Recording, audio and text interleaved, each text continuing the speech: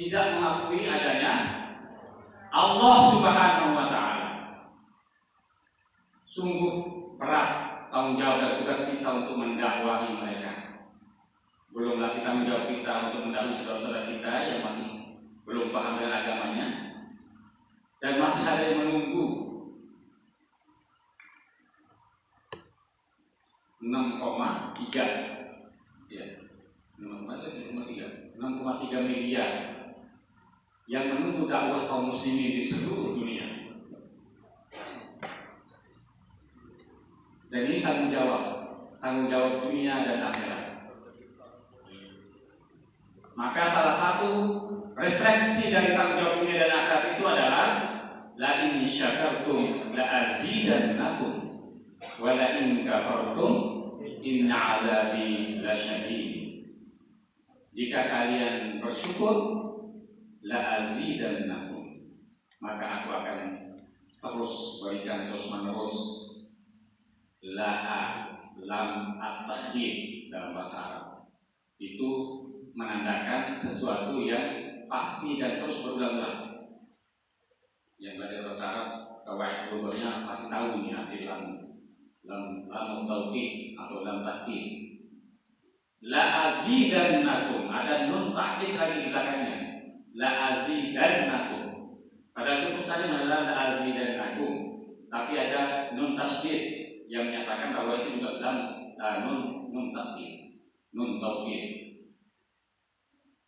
yang menyatakan bahwa Allah SWT tidak akan pernah bohong, dusta kepada janjinya ini untuk terus memberikan nikmat kepada mereka yang bersyukur dengan nikmat itu.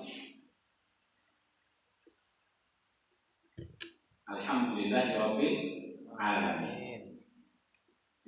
Kalimat ini kan enteng ya. Alhamdulillahirabbil alamin. Hanya kaum muslimin yang punya ini. Rumus ini hanya kaum muslimin yang punya rumus ini. Apapun keadaannya, alhamdulillahirabbil alamin. Apapun yang menimpa dirinya, alhamdulillahirabbil alamin. Kalau itu musibah, inna lillahi wa inna ilaihi raji'un. Ada dua kalimat ini. Dan itu ajaban di antara muslim yang membuat malaikat itu ta'ajub, enggak?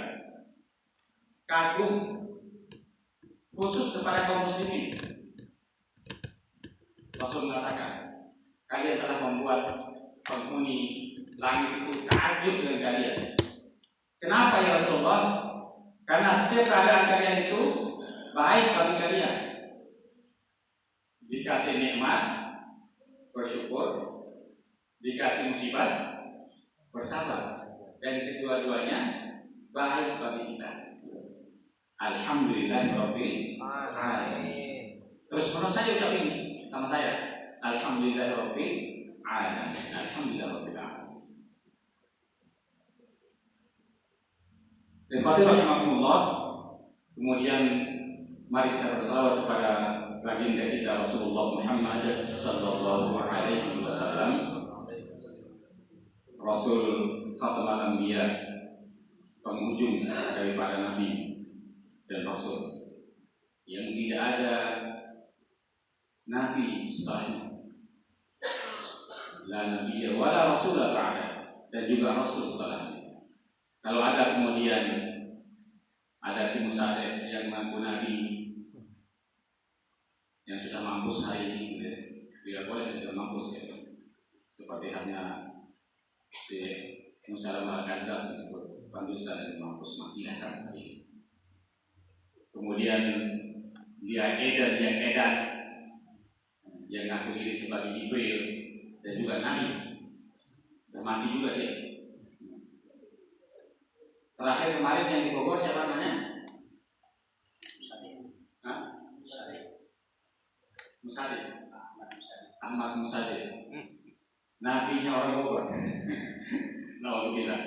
Enggak ada. Setelah Rasulullah sallallahu alaihi wasallam, Muhammad sallallahu alaihi wasallam, tidak ada lagi nabi dan rasul. Karena sudah ditulis dalam Al-Qur'an bahwa ialah penghujung para nabi dan rasul. Jikalau ada manusia makhluk bernama manusia yang mengaku Nabi dan Rasul, dia adalah pendusta. Jangan pernah kita mengimaninya, jangan pernah kita mengiyakannya, karena itu akan merusak keimanan kita, akan merusak keimanan kita kepada para Nabi dan Rasul Allah Subhanahu wa Ta'ala.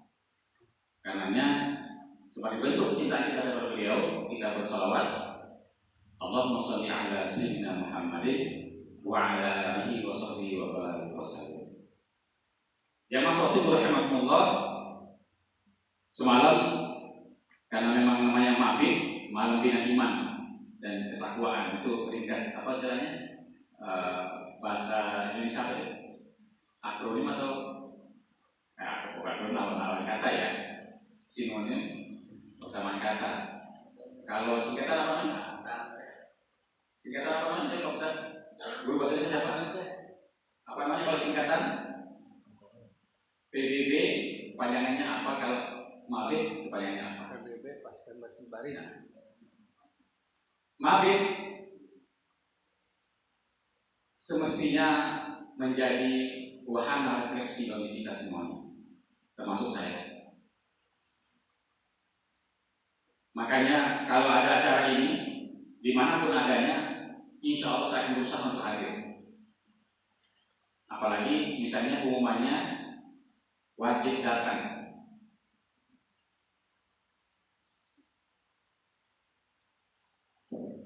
Yang berhalangan langsung minta izin ke maskulnya.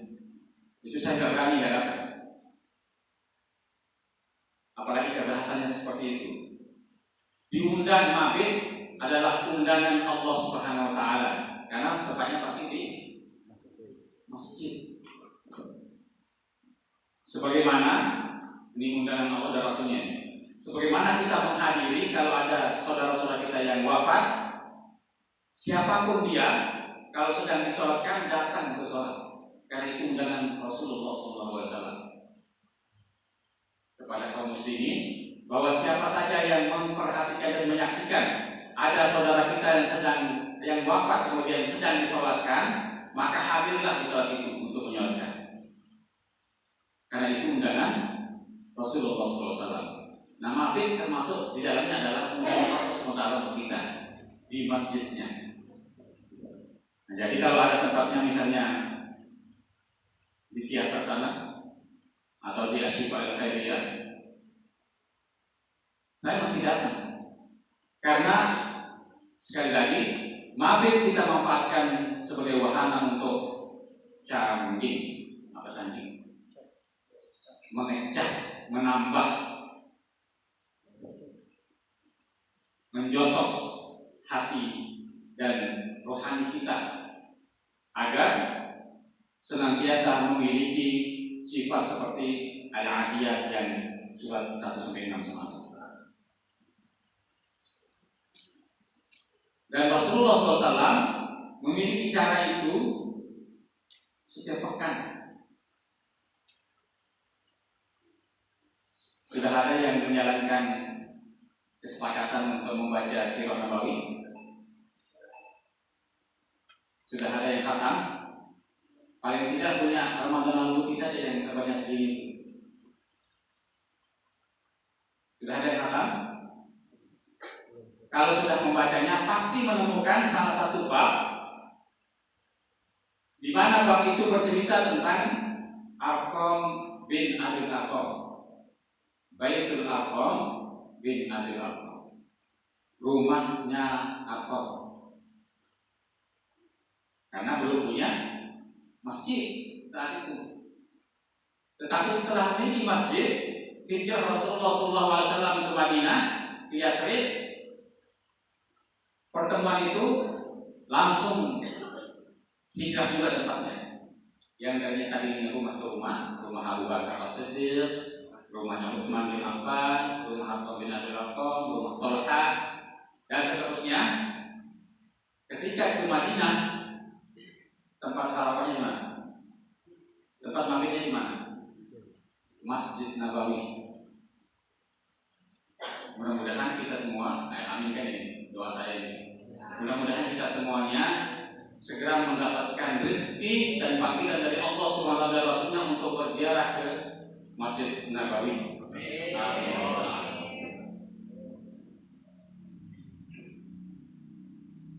Sallallahu alaihi wasallam.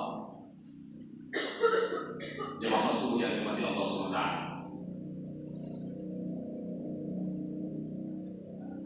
Saya ingin berbicara tentang pengokohan kita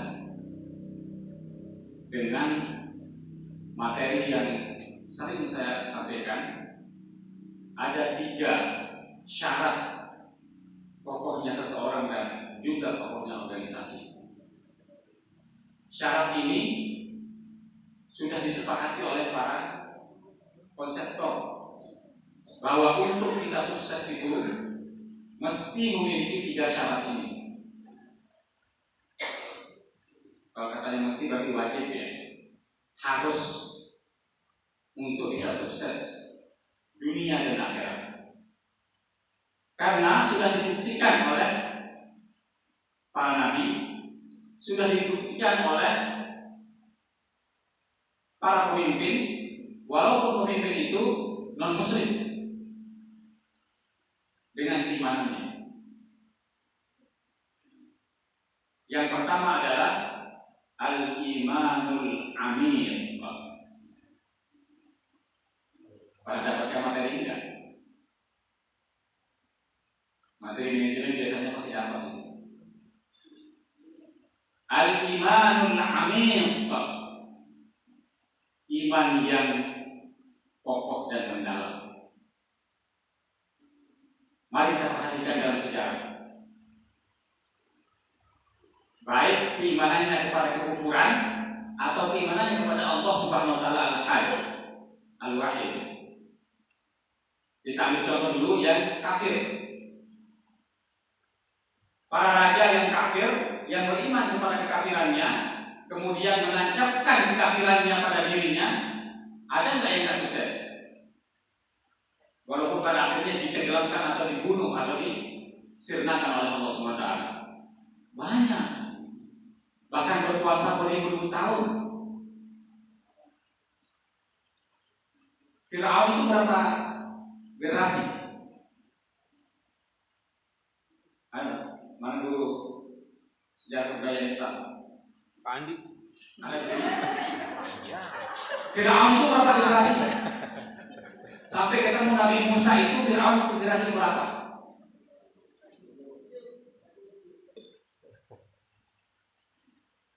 Nanti buka.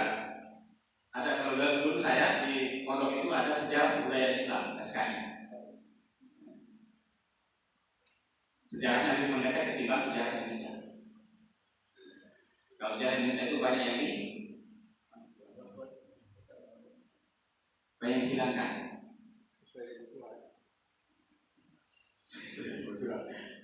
Banyak hilang. Fir'aun di zaman Nabi Musa itu sudah masuk yang ke-13. Berarti generasi 13. Kalau satu generasi saja berpuasa 10 tahun berarti sudah 130 tahun. Kemudian contoh yang berkuasa di Cina, dinasti mulai dari dinasti Ming namanya sampai dinasti terakhir. Siapa namanya dinasti terakhir? Pandi. Simping. Sudah berapa ribu tahun? Sampai hari ini mereka masih berikrar bahwa mereka adalah negara komunis, negara ateis, negara yang tidak mengakui adanya Allah SWT, walaupun penduduknya negeri itu ada yang beriman kepada Allah, tetapi ditekan dan dibasmi sampai hari ini. Masih sampai hari ini. Itu di negara sana, negara kita coba. Dinasti Syailendra namanya. Ingat Syailendra? Siapa dia? Raja yang membuat Borobudur. Berapa tahun Borobudur dibuat? Ada yang tahu? Masya Allah. berapa ratus tahun. Pandi, Kita bayangkan. ingat benar. Dan itu mereka bangga dengan kebudayaannya Buddha. Enggak apa-apa ya. Dan kita tahu Buddha juga adalah non-Muslim. Bangga nih. Dan menerapkan yang namanya al-imanul amin. Percaya bahwa dia Buddha yang akan menyelamatkan dia dan teguh dengan pendirian ini. Percaya bahwa Tuhan yang banyak di mana-mana, ada di pohon, ada di bintang, ada di matahari, ada di bulan, bahkan mungkin ada di listriknya. Ada seperti itu. Artis itu percaya dengan Tuhan yang di mana-mana. Bukan tidak percaya dengan Tuhan, percaya dengan Tuhan lebih banyak. Bangga dia dengan hal itu. Apakah dia kemudian tidak sukses? Sukses. Beribu tahun dia menguasai dunia. Beribu tahun. Terakhir sebelum runtuh. Sebelum runtuh ini akan memahami.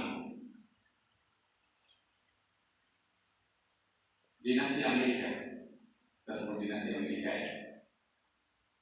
Yang percaya dengan apa yang dia bawa hari ini, sekularisme,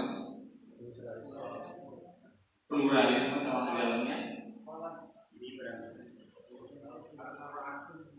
Yang paling besar adalah liberalisme, percaya tentang bahwa materi yang menguasai segalanya, duit yang menguasai segalanya. Itu keimanan Amerika itu. Yang sampai hari ini mereka masih imani dan mereka masih pegang keimanan itu. Al-amin dengan teguh sehingga menguasai dunia. Ada enggak dunia yang atau negara yang hari ini tidak tunduk dengan Amerika, dengan dolarnya? Ada Rusia. Nggak mau dia dengan dolar sekarang. Atau Uni Emirat Arab yang masih menggunakan dirham. Negara-negara yang berlepas diri dari Amerika dengan liberalnya sangat sebenarnya. Nah, kita perlu berharap seperti itu. Indonesia berani melepaskan diri dari dolar sehingga tidak tembus 15.700 sekian per hari kemarin. Yang punya dolar lepas saja sedikit. Tahan nanti. Kalau Soviet sudah luntur, sudah pecah belah ya, sudah banyak menjadi negara-negara Muslim kecil. Yang kalau mereka bersatu juga bisa seperti Soviet dulu sebenarnya. Kazakhstan, Uzbekistan, Kyrgyzstan, semua yang berakhiran tantan itu Muslim semuanya hari ini. Termasuk Bu Intan. Sabar. Offset. Fokus. Nggak masuk Bu Intan. Majikan. Teman-teman sekalian, al-iman al-ami ketika kita pegang sebagai pedoman untuk menuju sukses dunia dan akhirat, maka satu titik sudah kita tempatkan dalam diri kita untuk menjadi orang sukses. Iman yang kuat. Maka siapapun yang memiliki keimanan yang kuat, perhatikan saja kehidupannya, pasti dia sukses orangnya. Pasti dia sukses orangnya. Cirinya gimana? Cirinya dia kuat komitmennya kepada agamanya. Kuat komitmennya kepada agamanya, bukan ngekor, bukan menjadi apa bahasa istilahnya sekarang? Followers. Bukan menjadi followers. Admin. Buat ini tulis besar-besar dalam buku cita-cita kita bahwa keimanan kita mesti kuat, kokoh untuk menggapai cita-cita kita dunia dan akhirat. Cita dunia adalah kebahagiaan dunia, cita akhirat adalah masuk surganya Allah Subhanahu wa taala dengan ridhonya. Al-imanul amin namanya. Dan semua sekali lagi, baik muslim dan non muslim memegang ini sebagai prinsip hidupnya. di sini. Bagaimana penerapannya dalam kehidupan kita? Al-iman al-amil ini. Keimanan yang kuat.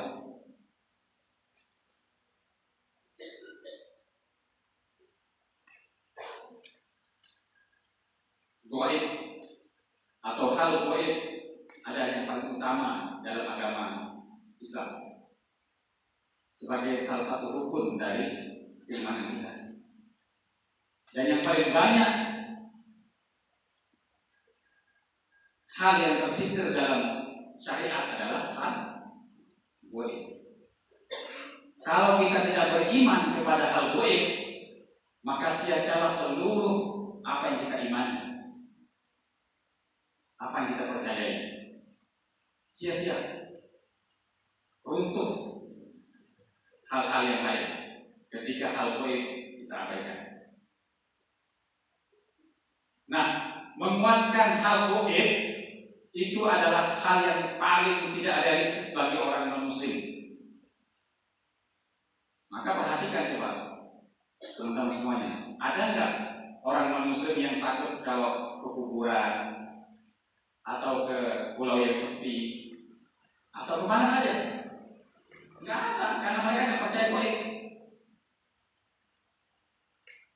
Tapi kalau kita percaya bahwa ada Raqib Atid yang gaib, ada Allah SWT yang gaib zatnya, tapi terlihat kekuasaannya. Ada angin yang katakan gaib, tapi kalau orang yang paham ilmu, dia tahu angin itu ada kelihatan. Ada malaikat yang kadang-kadang terlihat jelas bagi mereka yang memiliki kekhususan, memiliki karakter yang kuat kepada Allah SWT, dan pasti gaib bagi mereka yang tidak memiliki karakter. Malaikat, hal gaib. Ada cerita Nabi Adam hingga Nabi Isa, hal gaib bagi kita yang hidup hari ini. Termasuk Rasulullah SAW gaib bagi kita. Percaya kepada Rasulullah? Pernah lihat? Pernah ketemu? Belum. Tidak pernah. Tapi mudah-mudahan kita ketemu di mimpi. Karena Rasul mengatakan itu, bahwa siapa yang bertemu dalam mimpi dengan saya itu real ketemu dengan saya. Berdoalah supaya Allah SWT memberikan kami kepada kita. Termasuk pada Rasulullah SAW, kepada para sahabat, gaib bagi kita yang hidup hari ini. Apakah beriman? Imani sekuat-kuatnya. Karena sungguh sekali lagi itulah pegangan yang kuat dan kokoh untuk kita tapaki hidup kita dunia ini hingga akhirat. Ketemu kita dengan mereka. Itu janji Allah dan Rasulnya, bahwa barang siapa yang beriman kepadaku, kata Rasulullah, maka dia akan hidup bersamaku, menjadi tetanggaku, termasuk dengan sahabat-sahabatku. Ini yang kita kejar kayak gini ya. Segmen ini. Ngapain capek-capek ibadah? Ngapain capek-capek beriman kalau tidak untuk itu? Hal yang gaib sampai hari ini. Ummahat juga gaib sampai ke Khadijah. Kayak apa serupannya? Digambarkan dalam Sirah Nabawiyah, Khadijah itu orangnya tinggi, lebih tinggi dari Rasulullah SAW. Perawakannya Khadijah itu dalam sirah lebih tinggi dari Rasulullah, maka Masya Allah. Kalau Rasul saja sudah begitu tinggi, sebutannya dalam sirah, gagah, besar perawakannya, Khadijah lebih tinggi dari itu. Rambutnya terurai panjang, hitam, tegap, dan sejati. Mukanya kuat, apa yang disebutnya kuat? Tulang-tulangnya terlihat pekat. Itu Khadijah, umunan ibu kita. Ya, barang siapa melihatnya sebenarnya ingin menikahi dia dulunya, tetapi memang yang terbaik yang mendapatkan beliau Rasulullah Sallallahu Alaihi Wasallam. Jadi hal pertama adalah al-imanul amil. Buat ini sebagai prioritas dalam segala bentuk ibadah kita, untuk menekankan dan meningkatkan keimanan kita. Buat ini sebagai program utama dalam mendidik anak-anak kita, bahwa keimanan adalah hal yang paling utama dalam agama kita. Al-imanul amil, keimanan yang pokok, keimanan yang mendalam. Jangan diabaikan atau jangan disampingkan. Dalam hal pendidikan pun, pendidikan akidah utamakan ini. Pendidikan akidah agar mereka beriman dan memiliki iman yang pokok. Al-imanul amil. Dihafal kemudian diingat. Al-imanul amil. Keimanan yang pokok. Kemudian yang kedua, mana di antara raja yang tidak memiliki menteri dan tidak memiliki perdana menteri untuk melaksanakan hal yang kedua? Apa itu? At-tanzim ad-daqiq. At-tanzim ad-daqiq. Manajemen yang sempurna.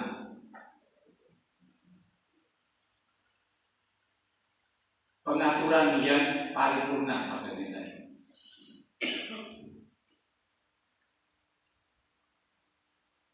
Bagaimana mereka menerapkan? Contoh saja seperti yang dalam kisah Al-Quran, Fir'aun ketika ingin bertemu Tuhan Musa. Ada kan kisahnya? Kemudian Fir'aun mengatakan, "Ya Haman, buatkan aku tempat untuk aku melihat Tuhannya Musa." Kalimat ini diterjemahkan oleh Haman, buatkan aku suatu bangunan yang aku bisa melihat Tuhannya Musa dengan bangunan itu, yang sampai hari ini masih kita lihat. Itu sudah berapa ribu tahun yang lalu. Kalau tidak karena at-tanzim, kalau tidak karena manajemen yang baik, nggak mungkin Haman itu bisa membangunkan Fir'aun sebuah piramid, 3 buah piramida yang sampai hari ini masih kokoh. Kalau tidak karena tanzim yang baik, yang mumpuni, yang sempurna, tidak mungkin Syairendra itu bisa membangun Borobudur yang sampai hari ini masih kokoh berdiri. Kalau tidak karena at-tanzim ad-daqiq, tidak mungkin Nabi Adam alaihissalam meninggalkan bagi kita Ka'bah yang hari ini seperti itu. Yang bangun Ka'bah pertama siapa? Nabi Adam kan? Yang kemudian pernah ketutup oleh banjir, untuk dibangun kembali oleh Nabi Ibrahim alaihissalam. Sampai hari ini sudah berapa ratus tahun, beribu tahun sejak Nabi Adam. Ada menghitung? Itu karena at-tanzim ad-daqiq, karena kemampuan manajerial yang luar biasa, kemampuan menghitung materi, kemampuan menempatkan personil, kemampuan apa lagi? Merencanakan sesuatu untuk bagaimana dijalankan. At-tanzim ad-daqiq. Nah, kita aturannya sudah sangat gampang, teman-teman sekalian. Manajemen waktu kita sudah gampang sekali. Bahwa ada seorang teman kita yang mengatakan kayak ini, sholat itu adalah apa? Ada pertanyaan nggak statementnya? Sholat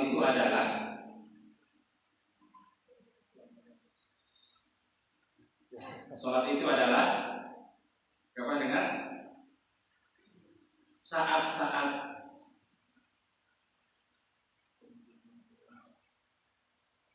istirahat untuk menapaki kehidupan yang lain. Jadi manajemen kita mestinya berpatokan pada waktu-waktu sholat. Kalau mereka yang non-muslim tadi, manajemennya itu berpatokan pada manajemen keilmuannya. Haman tadi, karena perdana menteri yang paling pintar di dunia, itu sudah diakui oleh Al-Quran, gitu ya. Perdana menteri paling pintar, ya, yang langsung menerjemahkan perintah Fir'aun dengan membuatkan Fir'aun tempat untuk melihat ke langit. Mana nih Tuhannya Nabi Musa? Yang kemudian di tempat itu dia dimakamkan sampai hari ini. Hitungannya bagaimana? Masya Allah, ribuan tahun yang lalu sudah manajemen waktu dan manajemen hitungan luar biasa. Termasuk yang mendirikan misalnya Candi Prambanan.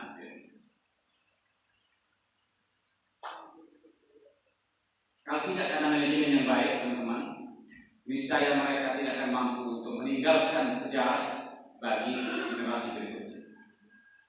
Nah, kita pun mestinya seperti itu, memiliki manajemen yang kuat, yang munazzam, yang teratur, untuk kemudian kita meninggalkan jejak bagi generasi kita, terutama paling tidak anak-anak kita, yang mereka bisa cerita bahwa ayah saya, bapak saya, abi saya, umi saya, ibu saya, mama saya begini kepada cucu-cucu kita di belakang nanti. At-tanzim ad-daqiq, manajemen yang paling rumit. Maka perintahnya dari Umar radhiyallahu anhu adalah tulis semua apa yang kalian inginkan dan apa yang kalian akan kerjakan. Kemudian checklist mana yang sudah kalian kerjakan dan mana yang sudah kalian dapatkan. Ada yang membaca itu? Ada di buku agenda-agenda lama yang kemudian itu ada pertanyaan 1 sampai 1000. Kebanyakan 1 sampai 100. Dan itu semua pertanyaannya Umar bin Khattab. Sudahkah Anda sholat hari ini di masjid? Sudahkah Anda berinfak hari ini? Sudahkah Anda berbuat baik hari ini? Sudahkah Anda membantu saudara Anda hari ini?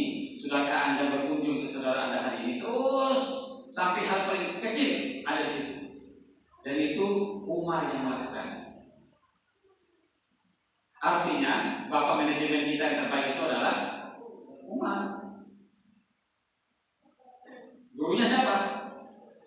Rasulullah SAW. Jadi at-tanzim ad-daqiq sudah diterapkan oleh mereka sejak Nabi Adam dulu sampai manusia terakhir nanti. Tetapi yang akan bisa meneruskan sejarah kebaikan, keimanan dasarnya itu adalah mereka yang menulisnya dengan teratur dan baik, terutama mencontohkannya kepada generasinya.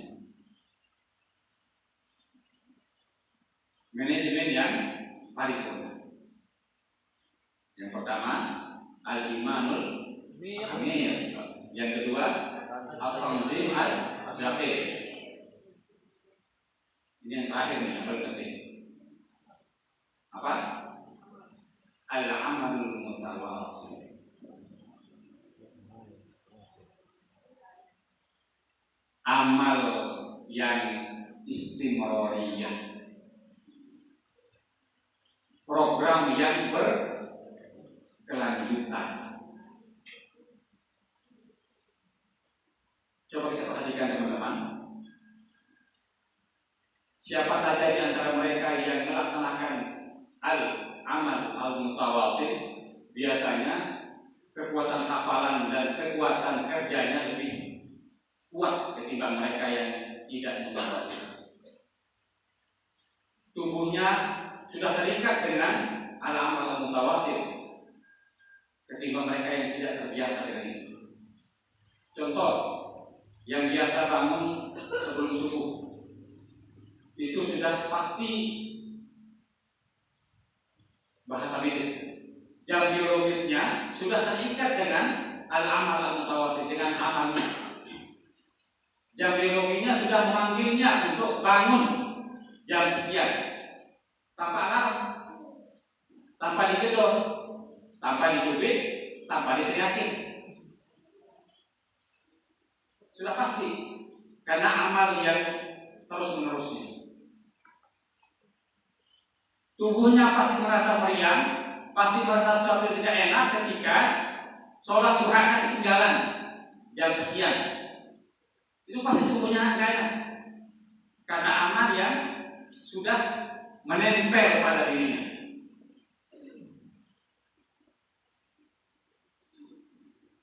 Hatinya pasti akan menjadi galau, hatinya pasti akan menjadi gundah gulana ketika dia tidak berinfak hari itu, walaupun infaknya hanya Rp1.000. Kenapa? Karena berinfak Rp1.000 adalah kegiatan dia sejak lama yang mutawasil, terus menerus. Baik orang butuh atau tidak, dia tetap ngeluarin 1.000 setiap hari.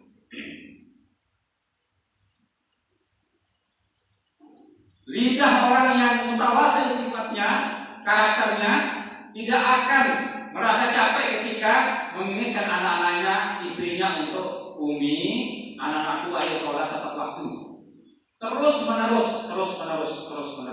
continue.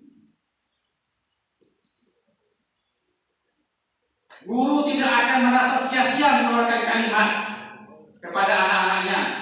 Anak-anakku, mari kita angkat sampah, taruh di tempatnya. Angkat sampah, taruh di tempatnya. Angkat sampah, taruh di tempatnya setiap hari. Karena itu adalah bagian dari amal al-mutawasil. Amal yang terus menerus, nggak ada putusnya. Karena Rasulullah SAW mengatakan, dan ini sudah pasti antum semua hafal, sebaik-baik pekerjaan adalah yang terus menerus walaupun sedikit.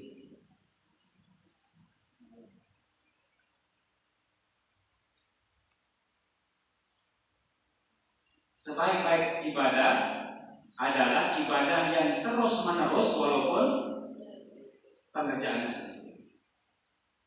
Dan ini ditulis oleh para konseptor, oleh para nabi, bahwa al-amal al-mutawasil adalah bagian dari titik untuk kita sukses dunia dan akhirat.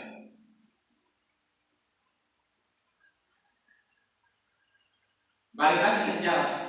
Ada nggak para nabi dan rasul atau para pembangkang Allah dan rasul yang tidak sukses ketika mereka amal mutawasil? Nggak mungkin sukses tuh pendirian piramid kalau tidak terus menerus selama sekian ratus tahun. Kepotong dia piramidnya, kebalik atau setengah piramidnya. Kalau enggak terus menerus sampai kemudian lancip, nggak akan mungkin sempurna bangunan Candi Prambanan yang di atasnya ada stupa wajah Kendedes, kalau tidak karena terus menerus dikerjakan sekian ratus tahun. Nggak mungkin akan berdiri megah hari ini Masjidil Haram sejak dibangun oleh Nabi Adam kalau tidak dipertahankan oleh kita kaum muslimin dan Allah Subhanahu wa taala. Al-amal al-mutawasil, amal yang istimrariyah, program yang berkelanjutan, berkesinambungan. Nah, konsep ini pakai teman-teman untuk menjas diri, untuk membuat program di kelas, untuk membuat program di sekolah, untuk membuat program di mana saja kita diamanahkan. Al-imanul amin, at-tanzim ad-daqiq, al-amal al-mutawasil. Karena ini adalah nasihat dari para nabi dan rasul. Saya sampaikan nasihat ini kepada kita semuanya. Insya Allah kita sukses dunia dan akhirat. Jadi kalau hari ini sudah terbiasa dengan senyum, jangan kemudian cemberut. hari ini sudah terbiasa dengan infak walaupun hanya 5.000, jangan putus gara-gara misalnya ingin membeli sesuatu, infakkan saja. Kalau hari ini belum berkomunikasi dengan keluarga hanya untuk menanyakan kabar, jangan putus gara-gara pulsa pinjam HP saya. Begitu. Supaya mutawasil terus menerus, dan kita dikenal sebagai orang yang konsisten, istiqomah. Karena syaratnya istimroriyah untuk disebut sebagai istiqomah. Karena syaratnya mutawasil untuk disebut sebagai konsisten.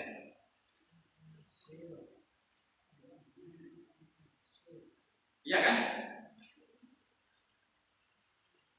Karena syaratnya mutawasil untuk disebut sebagai profesional. Tidak akan disebut profesional orang kalau nggak mutawasil, tidak terus-menerus tidak.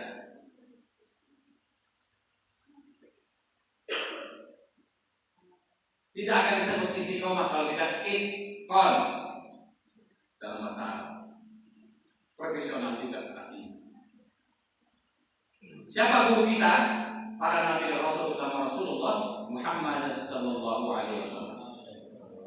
Dalam mencontohkan para sahabat tentang amal al-mutawasil, Rasul paling hebat.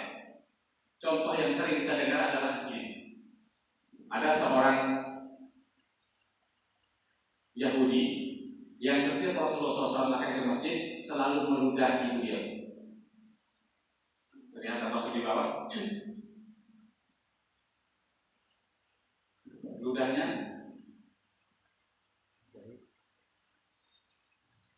tetap setiap hari, sampai kemudian suatu hari sang Yahudi sakit.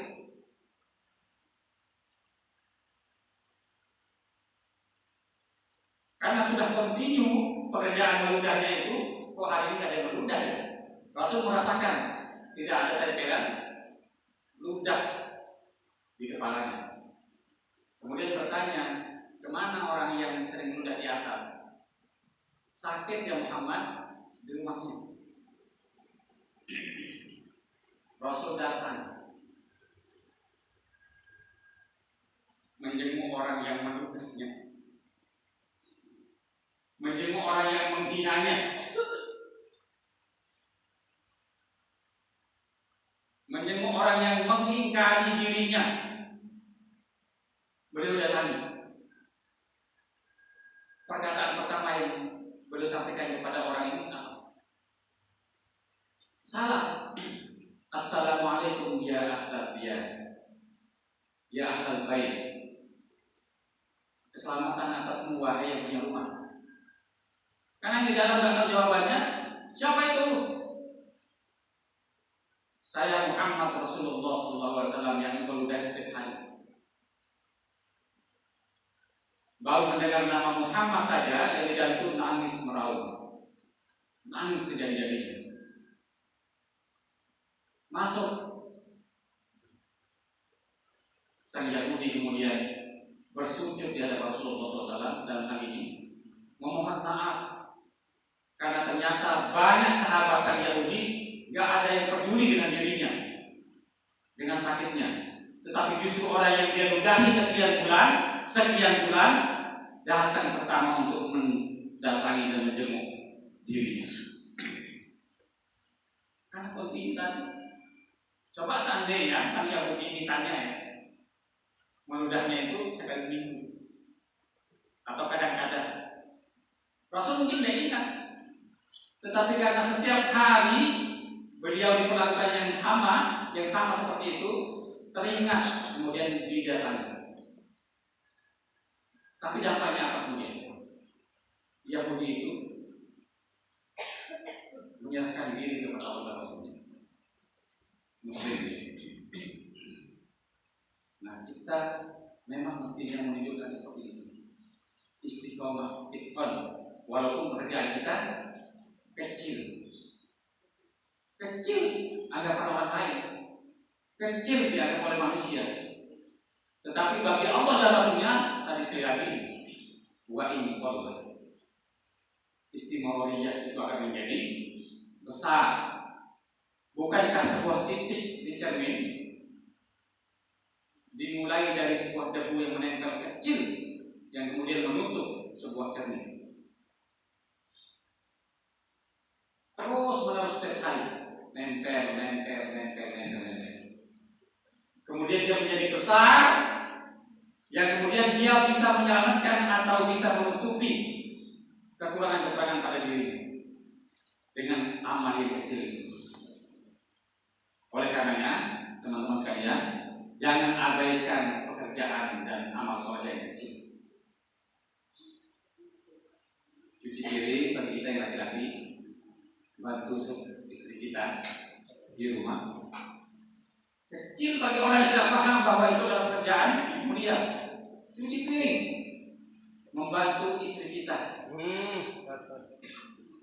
Ya, itu akan menjadi besar. Nanti kita terima. Ini loh dia kerjaan Anda yang kecil.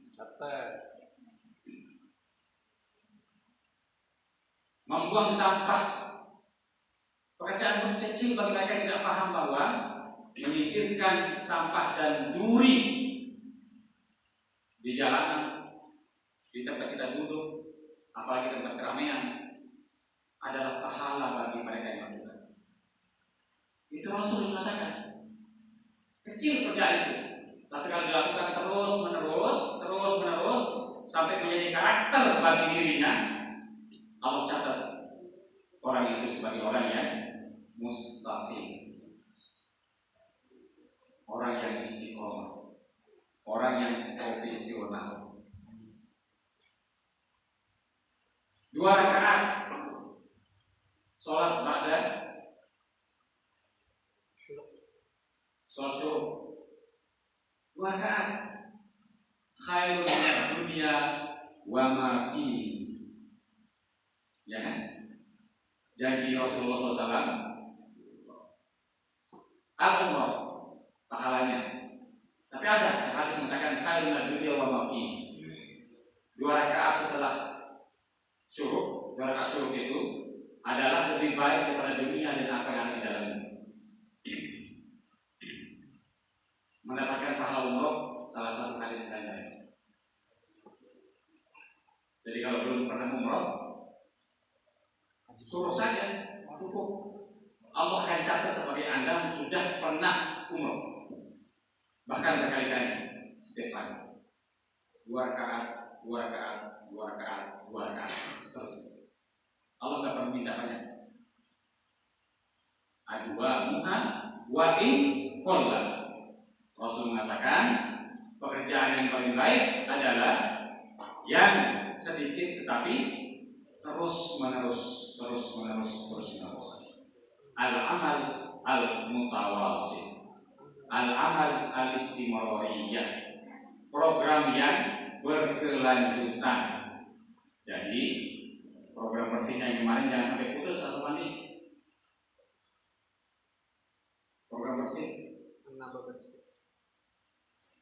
tempel yang tanda tangan itu pamerkan di depan untuk kita berkomitmen bersama.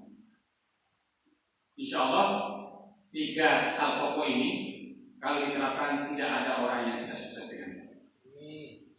Tinggal kita melakukan. Silahkan pakai. Saya sudah memakainya.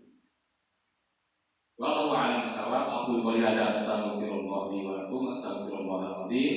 Astaghfirullahal-azim. Wa billahi taufiq hidayah. Wassalamualaikum warahmatullahi wabarakatuh.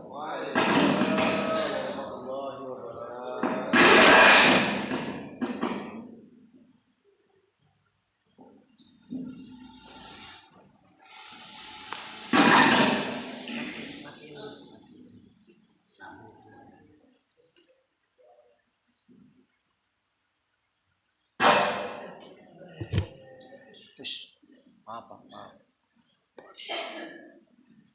Terima kasih kepada Ustaz Agung yang telah memberikan panggilan di sana setelah sholat subuh.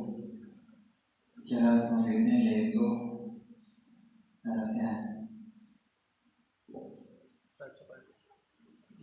Ini yang akan disampaikan oleh Saudara Andi.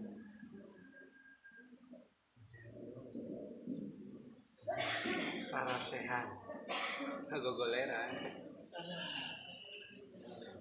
makrab dalam menerima sarasehan, Mabar. makalam keakraban di rumah sarasehan. Sebelum dilanjut acara sarasehan, semuanya menghadap ke sebelah selatan. Menghadap ke sebelah selatan, berjajar. Sebelah selatan. Pak timur atau Pak? Timur ke sana atau ke barat? Ada yang kata Pak duluan. Jangan ada yang nyetir. Pinter banget ya. Iya, selatan. Nah, gitu. So, kalau yang pegang pundak yang di depannya,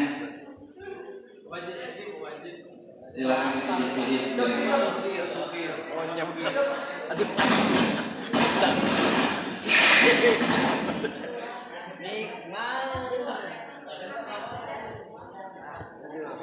Oh jadi siap.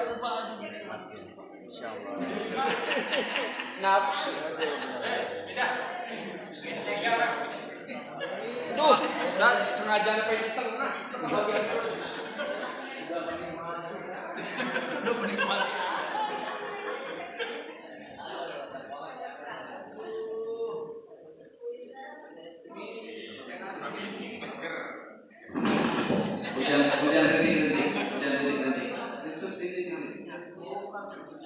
Hujan gede.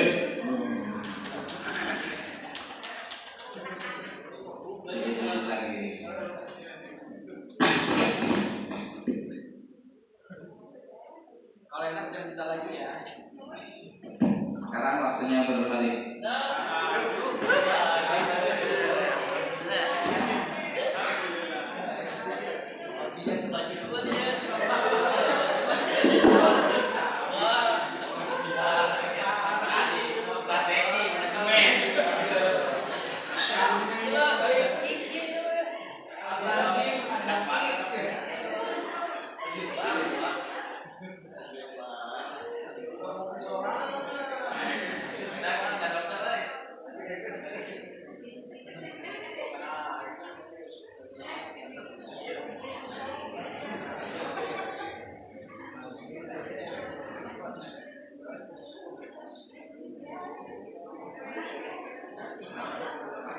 Kasih panduan Bos Pak.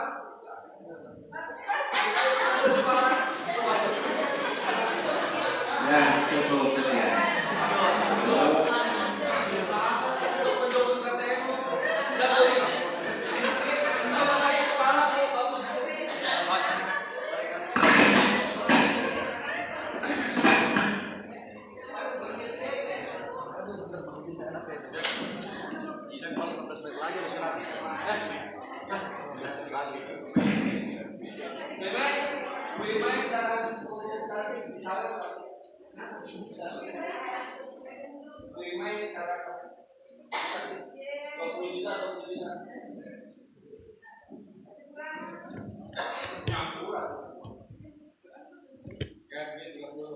Oh, bulannya dulu bonus.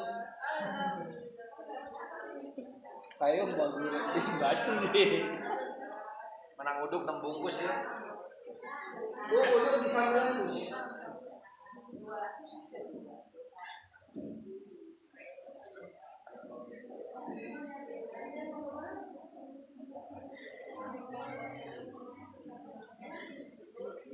Bismillahirrahmanirrahim. Dilanjut kembali.